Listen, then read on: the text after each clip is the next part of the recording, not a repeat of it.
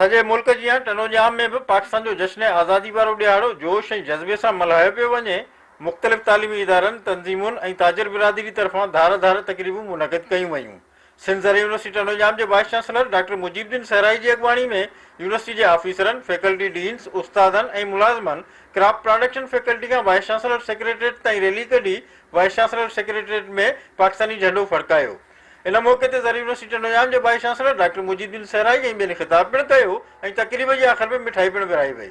अंजुमन ताजरान टनोजाम तरफ़ां जश्न आज़ादी वारे ॾियारे जी ख़ुशी में 10 पाउंड जो केक काटियो वियो, जंहिं बाद अंजुमन ताजरान टनोजाम जे सदर राव अब्दुल मनान राजपूत, बिलाल तौफ़ीक, अकबर राजपूत, एसएचओ टनोजाम फरहान मेमण, सहाफ़ियुनि ऐं ताजिर अॻवाननि पुलिस ग्राउंड में बूटा पोखे मुल्क जे इस्तेहकाम ऐं ख़ुशहाली लाइ दुआ कराई वई।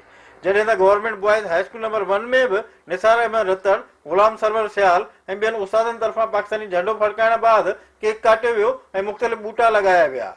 प्रेस क्लब टनोजाम तरफ़ां पिणु टनोजाम जे सहाफ़ियुनि पारां प्रेस क्लब ते पाकिस्तानी झंडो फड़काइण बाद केक काटियो वियो। कैमरामैन फराज शेख सां गॾु औरंगज़ेब भुट्टो, सिंध टीवी न्यूज़, टनोजाम।